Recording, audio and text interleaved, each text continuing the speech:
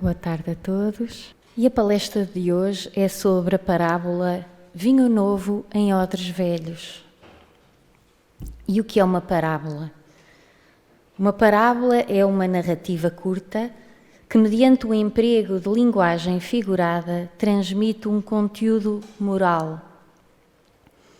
E Jesus usava as parábolas com a finalidade de, através de uma história, estas transmitirem ensinamentos. Esta parábola Vinho Novo em Odres Velhos está no Evangelho de Mateus, de Lucas e de Marcos. E vamos situar-nos relativamente ao momento em que ela ocorre. Ela ocorre a seguir ao chamado de Mateus, quando Jesus chama Mateus para segui-lo e Mateus aceita seguir Jesus. E nesse momento de comemoração surge uma discussão onde se insere esta parábola. Eu vou ler aquela que está no Evangelho de Lucas. Disseram-lhe eles: os discípulos de João jejuam frequentemente e fazem orações. Assim também os dos fariseus, mas os teus comem e bebem. Jesus disse-lhes: podeis fazer jejuar os convidados para o casamento enquanto o noivo está com eles?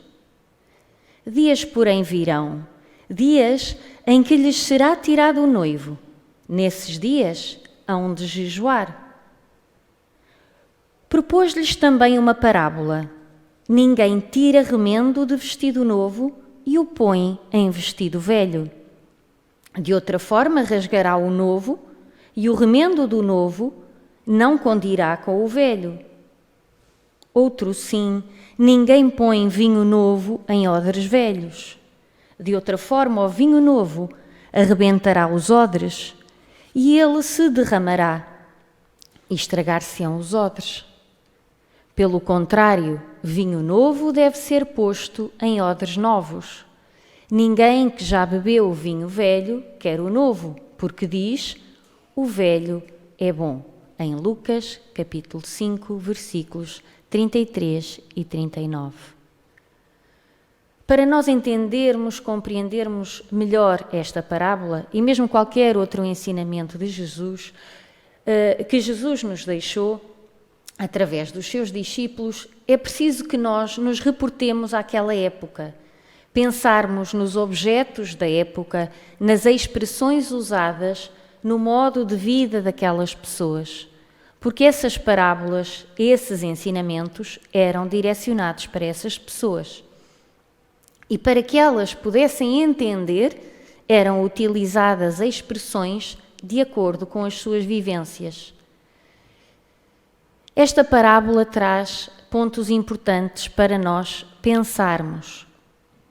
Ela fala de novo e de velho, fala de adaptação, fala de mudança e fala principalmente de aperfeiçoamento moral.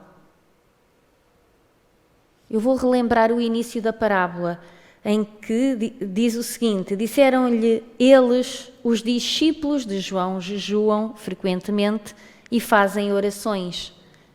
Assim também os dos fariseus, mas os teus comem e bebem. E a resposta de Jesus foi a seguinte: podeis fazer os convidados para o casamento enquanto o noivo está com eles. O noivo aqui é Jesus e os convidados são aqueles que lhes são mais próximos. E então, recapitulando, podeis fazer jejuar os convidados para o casamento enquanto o noivo está com eles. Dias, porém, virão, dias em que lhes será tirado o noivo. Nesses dias hão de jejuar, porque a presença de Jesus junto dos discípulos mantinha-os no caminho que estes deviam trilhar. Eles não precisavam, pois, de submeter-se a privações, mas o Mestre sabia o que é que ia acontecer no futuro e ele antevia os abusos, os transviamentos que não tardariam a perturbar a sua igreja. os seus filhos, isto é, a humanidade, e os que tomariam a si a continuação da obra dos apóstolos e dos primeiros cristãos.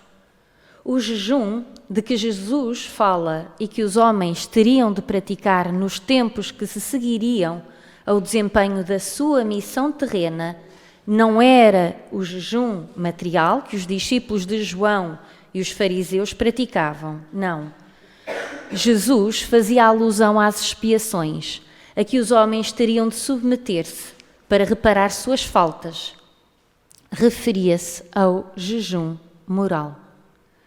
Consiste o jejum moral nos remorsos das faltas graves que cometemos todos os dias para com Deus, transgredindo as suas leis, deixando de praticar o amor e a caridade, entregando-nos ao orgulho, ao egoísmo, à inveja, vícios que muitas vezes não chegamos mesmo a ver no fundo dos nossos corações. Tão grande é a nossa cegueira, tanta a nossa confiança que cada um de nós deposita em si próprio. Bom é o jejum moral. Ele é útil à alma culpada, uma vez que a limpa das impurezas. Sejamos bons, amorosos, caridosos e assim dignos de sermos amados. Não procuremos o luxo material. Imaginemos o seguinte: fica bem retirarmos um pedaço de tecido de um vestido novo para o irmos colocar num vestido velho? Vamos estragar o vestido novo e o remendo não irá ficar muito bem no vestido velho. Se pensarmos num pedaço de tecido novo e naquele vestido velho, além do remendo novo não condizer com a roupa velha, o pano novo poderá forçar o tecido velho e tornar o rasgo ainda maior. E a mesma coisa quanto ao odre. Mas o que é um odre? Os odres eram recipientes feitos de pele de animais, geralmente de cabra, com um bocal estreito, geralmente de madeira, usado para transportar líquidos como água, azeite, leite, vinho, manteiga ou mesmo queijo. Odre é como se fosse um cantil, só que de pele de animal. E por causa da elasticidade do couro, as pessoas utilizavam esse material no processo de fermentação do vinho. O vinho novo era colocado em odres, mas à medida que ele fosse fermentando, a pressão aumentava e esticava os odres. Um odre velho já tinha dilatado ao máximo e não possuía mais a elasticidade necessária para um novo processo de fermentação. Um vinho novo posto em um odre velho seria um desperdício, porque se estragava o vinho e estragava-se o odre. E assim compreendemos que não se pode colocar vinho novo em odre velho. E então o que é que Jesus quis dizer? O que é que ele, qual é o ensinamento que ele nos quer trazer nesta parábola?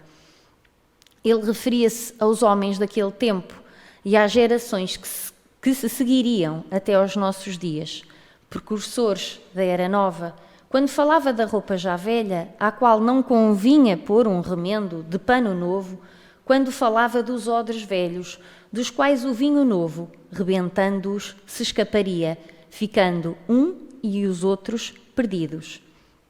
Quer isso dizer que aqueles homens eram incapazes de receber, aceitar e conservar a nova revelação, que assim ficava reservada para os tempos vindouros, para quando os séculos e a reencarnação, que é o meio de expiação, de reparação e de progresso, houvessem reparado as inteligências e os corações de maneira a fazer deles odres novos, capazes de conservarem o vinho novo. Os odres novos são os verdadeiros espíritas que recebem e praticam os ensinamentos de Jesus. São os espíritos que, purificados e esclarecidos pelo Espiritismo, farão rebentar o velho odre, incapaz de resistir à fermentação das ideias novas. O novo significa que temos de repensar na nossa maneira de viver e nos nossos hábitos, Quando se fala da questão de adaptação, de repensar os nossos hábitos, é justamente por isso. O que é que nós temos de dar importância? O que é importante para a nossa revelação, para a nossa renovação, para a nossa transformação moral? O que é importante para alcançarmos o reino de Deus? Precisamos de mudar alguma coisa? Precisamos de nos adaptar?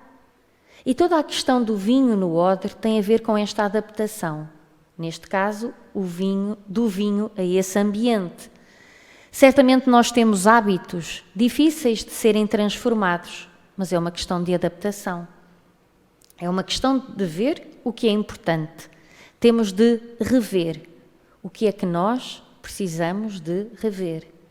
Jesus propõe a renovação interior pela aquisição de virtudes morais essenciais que servem de base para o processo de melhoria do ser humano.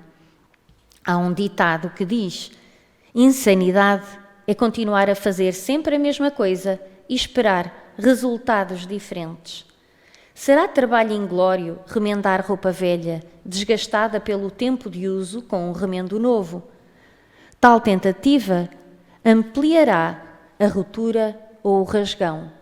Para mudar a situação aflitiva da nossa vida, temos de fazer de forma diferente, temos de mudar e renovar. A mensagem estimula a todos que querem afastar-se dos comportamentos infelizes e pretendem agir no bem, seguindo os ensinamentos do Cristo. É precisamente com os antigos padrões comportamentais a veste velha e os odres velhos. Por exemplo, nos tempos atuais, e estamos a falar de novo e de velho, estamos a falar de adaptação e de rever velhos hábitos, muitos de nós, por causa da pandemia, precisámos de ficar em casa e tivemos de nos adaptar a algo que já existia, e estou a referir-me às novas tecnologias.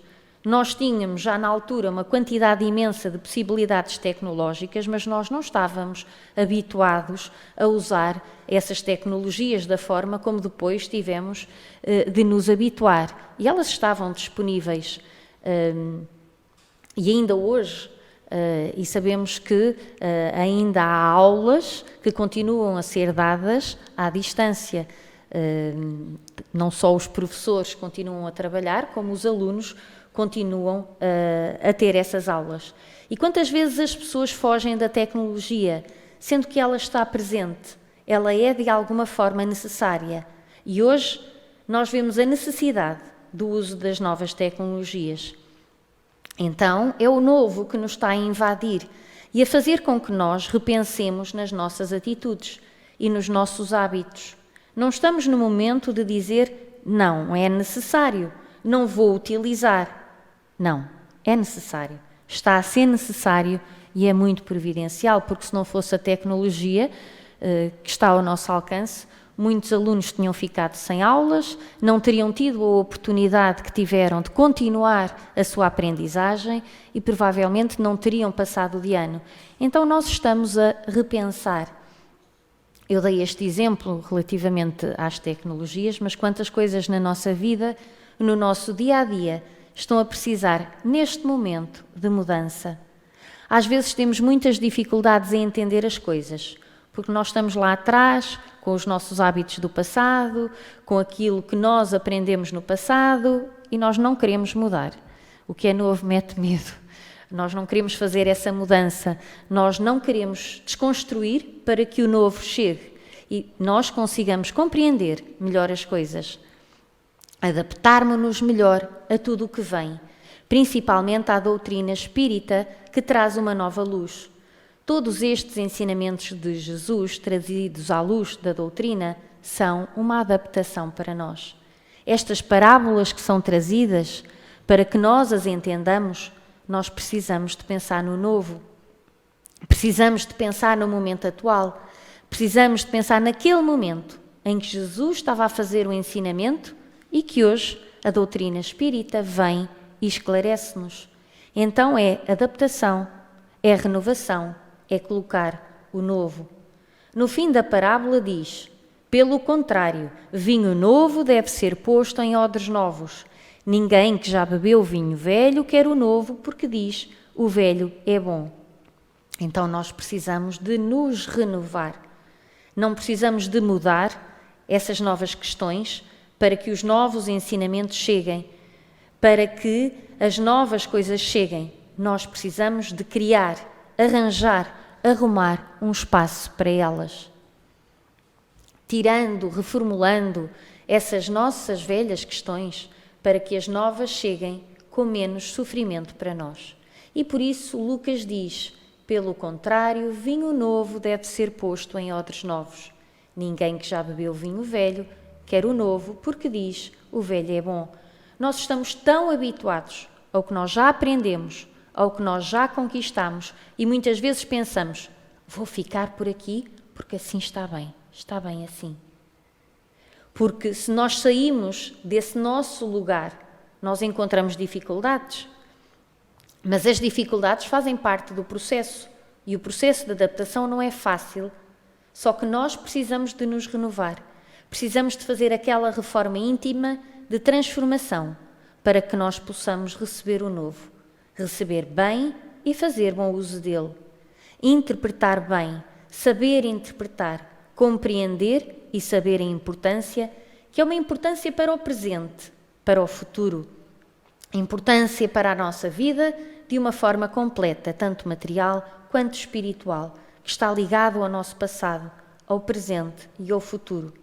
Nós precisamos de nos compreendermos para compreender o que Jesus nos trouxe.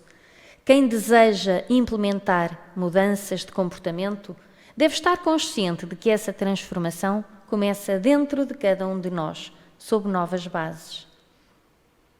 Será ilusão remendar as nossas imperfeições disfarçando-as ou fazer remendos parciais na própria personalidade, porquanto resultarão em frustrações e desilusões que acabarão por fazer-nos sofrer quando estivermos frente a frente com a realidade. Escolhemos o caminho da reforma íntima.